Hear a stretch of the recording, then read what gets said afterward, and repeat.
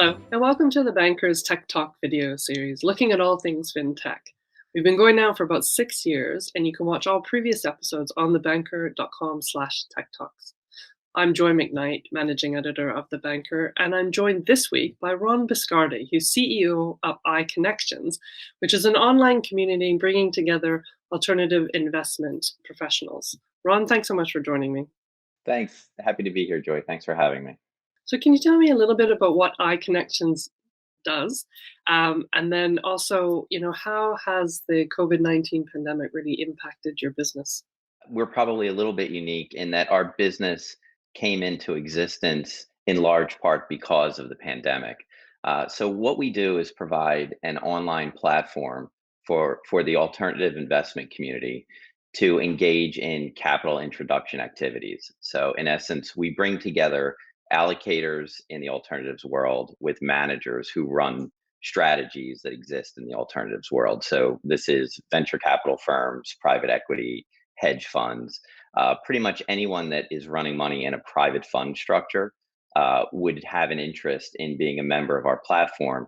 And what we're doing in the platform is really trying to replace all of that physical activity that used to happen in person that now happens virtually through systems like ours. So can you talk a little bit about how technology is really, fundamentally changing the way that capital introduction works? If you think about the job of raising assets for a private fund vehicle, it involved a ton of breakfasts, lunches, dinners, drinks, conferences, meetings in conference rooms. None of those things can really happen the way that they used to in the midst of the pandemic. So now, in essence, what we've done is enabled a lot of that interaction to take place virtually on our platform. So in our system, allocators can come in and search for strategies that are of interest to them, identify those strategies, see all of the information about the fund manager, their history, track record, et cetera, and then request a meeting with that fund manager and then actually launch the meeting directly in our system. We also enable small group get togethers, which we call coffee chats. So if a manager is interested in meeting allocators by way of creating a little educational presentation about something specific to their area of expertise, they can create a coffee chat and invite allocators to participate in those. And then the service provider community, which is really the glue in essence that sort of brings the whole community together. So prime brokers, accountants, law firms, et cetera, will also create sessions in these coffee chats and draw in both managers and allocators. So the tech platform is really enabling everyone to meet while we're all sitting like we are right now, working from home. And can you also tell me a little bit about how technology can really help in terms of diversity in the investment Mhm. management industry? We've seen enormous movement for diversity managers as a result of this shift to more virtual interactions. A good example of that is the event we ran for Fund Women Week in November of last year, which turned out to be the largest capital introduction event in the history of that event.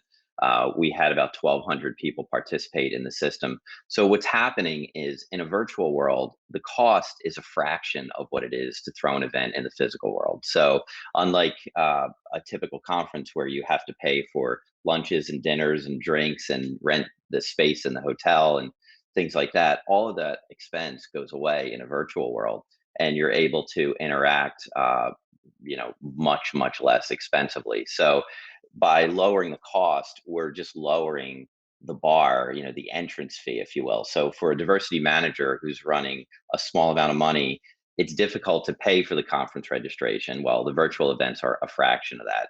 In Fund Women Week, it was actually free to female managers.